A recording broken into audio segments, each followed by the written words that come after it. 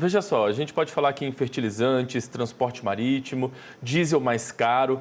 Tudo isso pode entrar na conta do produtor rural com essa escalada no conflito lá no Oriente Médio. O agronegócio brasileiro observa com toda atenção essa movimentação por lá nesses últimos dias, já de olho justamente nos reflexos que poderão ser sentidos por aqui. Por isso, eu converso agora ao vivo com o professor do curso de Relações Internacionais, Gustavo Menon. O professor já está com a gente aqui conectado, dividindo tela. Seja bem-vindo, professor. Um bom dia para você. Tudo bem? Tudo bom, Felipe? Bom dia a todos os nossos telespectadores do AgroMais. Sempre uma honra e uma grande alegria conversar com todos vocês. É uma satisfação sempre nossa, professor. Vamos lá, professor, vamos trazer logo esse olhar desse conflito para o setor do agronegócio brasileiro. Na sua avaliação, num curto prazo, no médio prazo, até que ponto o agro brasileiro precisa se preocupar com o conflito? Quais são os reflexos que o setor pode sentir assim nesses períodos mais curtos, na sua avaliação? De fato, Felipe, estamos diante desse mundo em conflagração, onde percebemos a agudização das tensões no Oriente Médio e os impactos que se destinam a diferentes cadeias produtivas. Quando chamamos atenção exatamente para o setor primário, em especial para o agronegócio brasileiro, veja que toda a atenção vem sendo dada no campo exatamente dos combustíveis, em especial nos preços do barril de petróleo junto ao mercado internacional, e associado a isso também o setor de fertilizantes, como que cadeias produtivas, como é o caso do milho, da soja, podem ser substancialmente afetadas. No entanto, conforme há uma série de avaliações por parte do governo brasileiro, por parte dos cientistas da Embrapa, veja que a primeira safra desse ano de 2026, ela já possui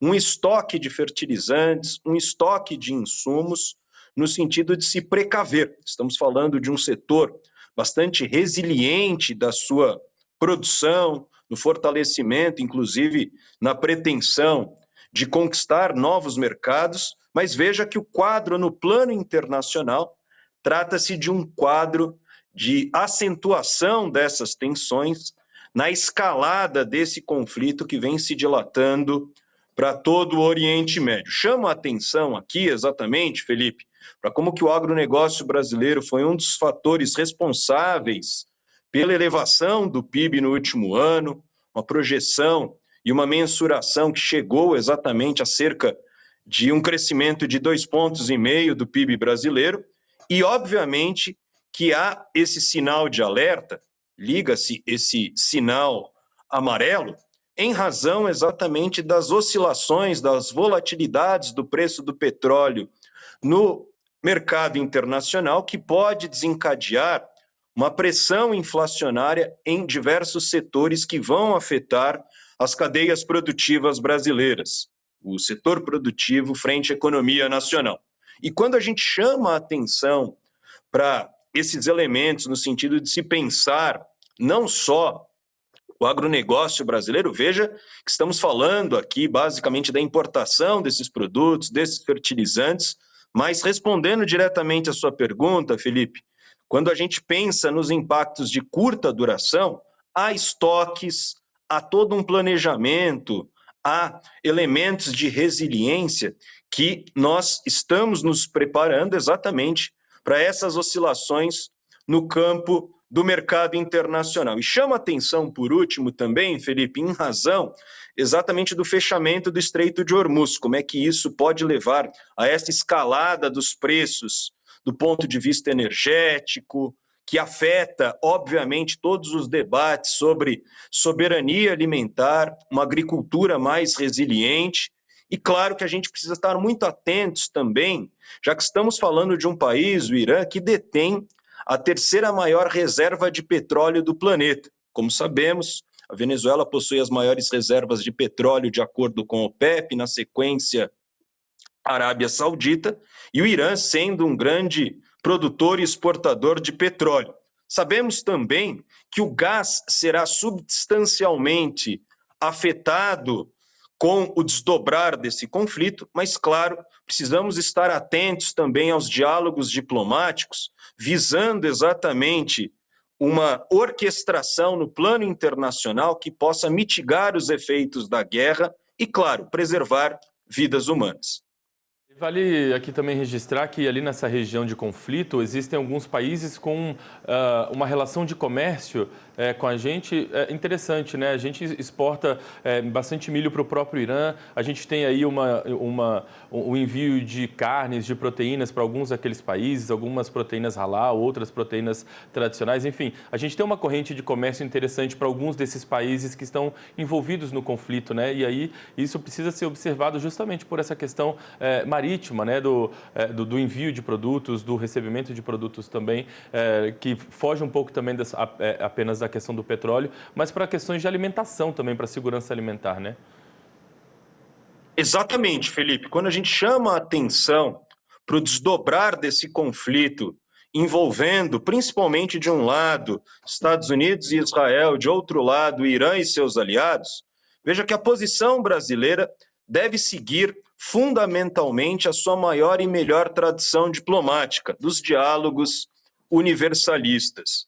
Nesse sentido, veja que o Brasil detém uma balança comercial expressiva em termos de trocas com o próprio país persa, mas também junto ao mundo árabe, no sentido de exportar proteína animal, cadeias produtivas altamente sensíveis, para se pensar o comércio internacional e a balança comercial brasileira. Chama a atenção exatamente para essa posição do Brasil no sentido de revisitar os mecanismos da governança global para que se tenha exatamente medidas efetivas no sentido de mitigar os efeitos desse conflito.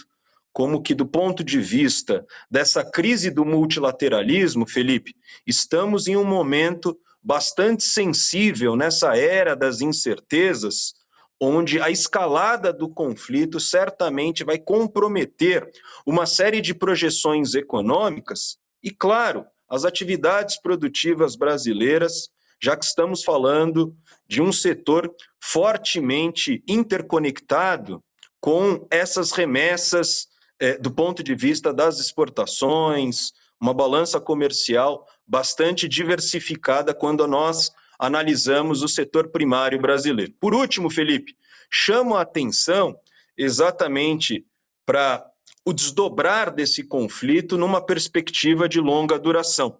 Como que isso pode comprometer uma série de projeções do crescimento econômico brasileiro, pode elevar essas pressões inflacionárias na economia global, sendo sentidas essas pressões inflacionárias em diferentes cadeias produtivas. Por isso que estamos atentos aos próximos passos, ao desdobrar exatamente dessa guerra, a resposta iraniana ao ataque perpetuado por parte de Estados Unidos e Israel, que acabou exatamente executando a Ayatollah Khamenei, e que agora há uma série de alvos que estão sendo atacados em resposta exatamente a essa primeira agressão, como que o Irã atacou exatamente diferentes países na região do Oriente Médio, mas claro, precisamos estar muito atentos do ponto de vista diplomático, do ponto de vista das nossas relações comerciais, para não comprometer naturalmente os interesses do setor produtivo brasileiro e para se projetar esse mundo de paz, um mundo de diálogo, onde inúmeras vidas estão em risco. Professor, só rapidinho aqui antes de me despedir, conversando com algumas pessoas, houve uma observação de que a gente ainda nota pouco envolvimento ou manifestações ainda muito diplomáticas de países como China, como Rússia, grandes potências. Nesse momento, há de fato uma cautela desses países em serem mais incisivos nos seus posicionamentos ou em cobrar qualquer tipo de coisa dos Estados Unidos, por exemplo, ou de ameaçar de alguma forma. Enfim, é possível notar essa cautela nessas manifestações, por enquanto, dessas grandes potências também, para não, de fato, escalar o envolvimento do conflito? Sem dúvidas, Felipe, excelente pergunta. O posicionamento chinês em meio à elevação dessas tensões no plano internacional.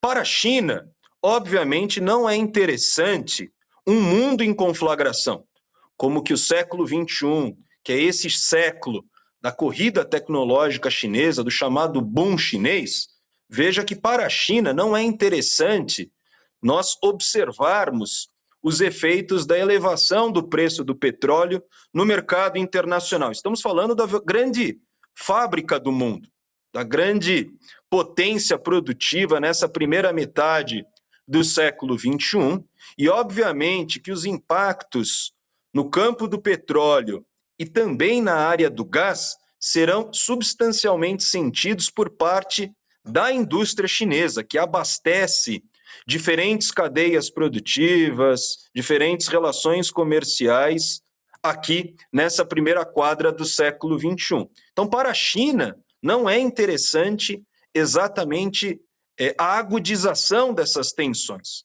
Do ponto de vista da perspectiva de Moscou, por parte do Kremlin, veja que Vladimir Putin, do ponto de vista da Rússia ser uma potência militar, está abastecendo exatamente as forças iranianas, a guarda iraniana, mas, claro, há interesses geoeconômicos e geopolíticos envolvidos aí, Felipe, em termos de se pensar não só essa disputa de hegemonia no século XXI, onde, de fato, os Estados Unidos tentam dar resposta contra os seus adversários geoeconômicos, geopolíticos do nosso tempo. E, obviamente, Felipe, chamando a atenção exatamente para a presença chinesa no sentido de se pensar o comércio global, veja que a China vem se manifestando com uma série de ressalvas, com uma nítida preocupação envolvendo